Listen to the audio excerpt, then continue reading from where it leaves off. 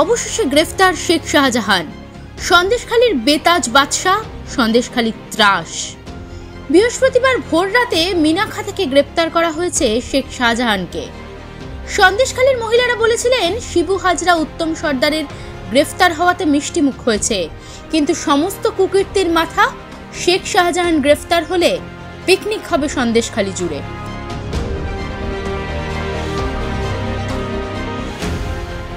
শেখ শাহজাহান যখন গ্রেফতার হয়েছেন, সন্দেশখালী তখন গভীর ঘুমে। ঘুম ভেঙেই খবর পেতেই হুড়মুড়িয়ে রাস্তায় নেমে পড়েছেন সাধারণ মানুষ, অত্যাচারিত মহিলারা। ৫৫ দিন পর অবশেষে রাজ্য পুলিশ মিনাখার বামনপুকুর থেকে গ্রেফতার করেছে শাহজাহানকে। ভোর ৪টে নাগাদ গ্রেফতার হয় শাহজাহান। ভোরবেলাতেই জনরোষ এড়াতে বসিরহাট মহকুমা কোর্ট লকআপে কনভয় করে নিয়ে আসা হয় শাহজাহানকে।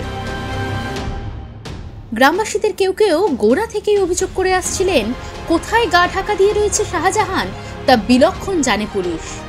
দিন কয়েক আগেই তৃণমূলের শীর্ষ নেতা অভিষেক বন্দ্যোপাধ্যায় বলেছিলেন, চাইলে 10 দিনেই শাহজাহানকে গ্রেফতার করতে পারে রাজ্য পুলিশ। কুণাল ঘোষের কথাবার্তাতেও কার্যত শোনা গিয়েছিল একই সুর। সারদা মামলায় সুদীপ্ত সেনের গ্রেফতারের উদাহরণ দেখিয়ে কুণাল বলেছিলেন, কলকাতা পুলিশ এতটাই দক্ষ যে 7 দিনে গ্রেফতার হয়ে যাবে শেখ শাহজাহান। অভিষেক এও বলেছিলেন, হাইকোর্টের স্থগিতাদেশের জন্যই এতদিন আটকে ছিল শাহজাহানের গ্রেফতারি। কুণাল ঘোষের 7 দিনের লক্ষ্যমাত্রার আগেই গ্রেফতার হয়ে গেলেন শাহজাহান। জানুয়ারির গোড়ায় শেখ শাহজাহানের বাড়িতে তল্লাশি চালায় ইডি। তারপর থেকেই নিখোঁজ সে। তার বিরুদ্ধে জারি হয় লুকআউট নোটিশও। যদিও গোপনে লুকিয়ে থেকে প্রায় জঙ্গিদের কায়দাতেই অডিও বার্তা পাঠিয়েছিলেন শেখ শাহজাহান।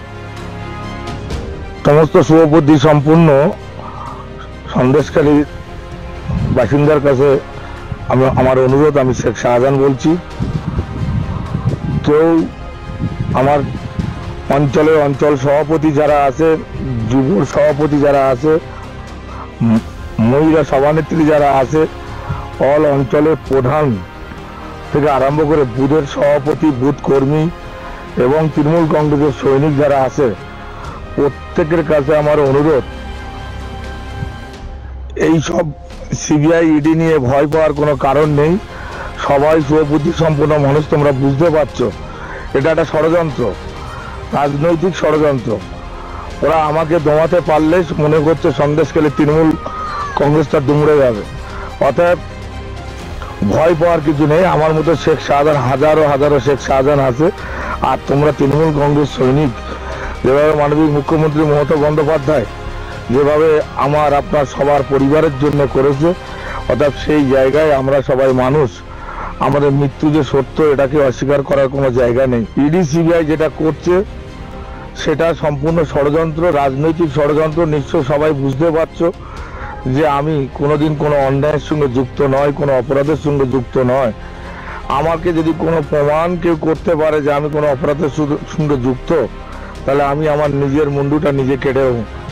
কোনোদিন কোনো মানুষের সামনে মুখ দেখাবো না। আপনারা আস্থা বিশ্বাস রাখুন, আমি কোনো ষড়যন্ত্রের সঙ্গে যুক্ত নেই, কোনোদিন অন্যায় পথে চলিনি, কোনোদিন আশা করি যতদিন বেঁচে থাকবো অন্যায়ের সঙ্গে কোনোদিন আপোষ করব না।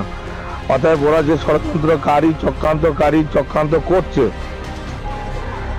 এটা যে মিথ্যে ভাঁওতাবাজি সেটা প্রমাণ হবে, একটু সময় লাগবে, কিন্তু আপনারা আস্থা হারাবেন না। মমতা বন্দ্যোপাধ্যায়ের পাশে থাকবেন, এই আহ্বান সমস্ত শুভবুদ্ধি সম্পূর্ণ সন্দেশখালী বাসীর কাছে আমি রাখছি। মিলেও গিয়েছে সেই সব সম্ভাবনার কথা। ওই এলাকা থেকেই গ্রেফতার হয়েছেন শাহজাহান। এবার কি শান্তি ফিরবে সন্দেশখালীতে?